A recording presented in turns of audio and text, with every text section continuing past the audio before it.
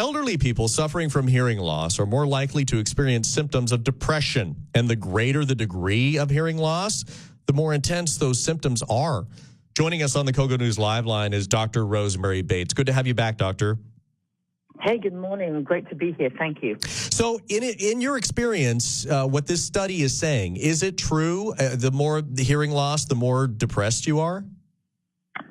So, yeah, I mean, absolutely. So it turns out that hearing loss is about the third, next to high blood pressure, arthritis, about the third most common chronic illness in the elderly. In fact, there's millions, over 10 million people, even over between 45 and 64, and then millions more over 65.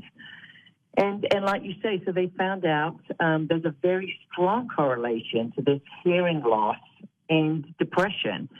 And in fact, the treatment of hearing loss, we think of hearing aids, adaptive devices, and so forth, is very undervalued by the elderly community. So, yeah, it's, big link.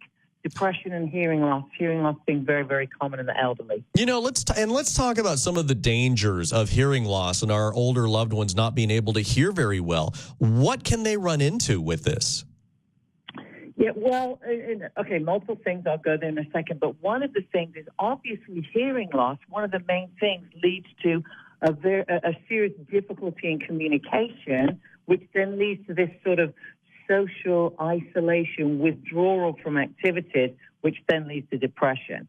But like you say, anything from falls, dangers, just unable to hear, unable to participate, issues making connections with family, again, withdrawing generally from life and so forth.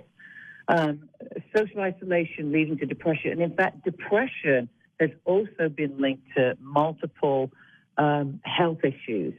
And what about driving with hearing loss? Yeah, yes. I mean, it has to be a hazard to some. I mean, it's interesting. It's a very interesting thing. It's like doing the experiment of wearing the whole blindfold thing and you realizing what you can't do without that sense. So I wonder how much of driving does have to do with our hearing. Certainly hearing, it's always a shock. I don't know if you've ever been driving along like a freeway and then a motorbike suddenly, motorcycle will come out of nowhere. You didn't see it because it's going so fast. Will really be a shock. So, yeah, I'm sure that cannot be helpful with driving. All right, and I've run into this myself, and I know other people who have older relatives, and when you kind of approach them about their hearing, they get a little defensive and maybe a little angry and say, I can hear fine. How do you approach them, and how do you have a conversation saying, maybe it is time we go in, maybe we look for a hearing aid, or maybe you see a doctor? How do you do that? So, you know what, that's a great question. Again, this hearing loss is very interesting, but treating it is very undervalued. Some of the barriers that they'll cite is things like just like you say, hey, my hearing's not bad enough, I can get along without them. Occasionally it's cost, but a lot of times they'll say that hearing aids make them feel old or embarrassed.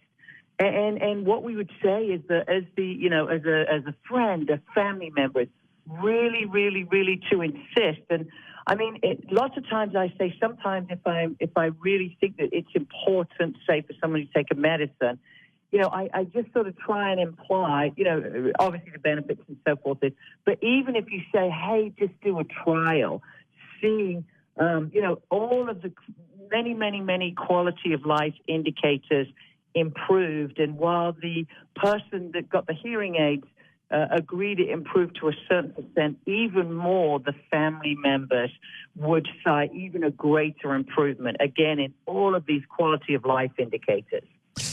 Very good advice, Dr. Rosemary Bates. Always good to have you on. Thank you so much. Thank you so much. You guys have a great day. You too.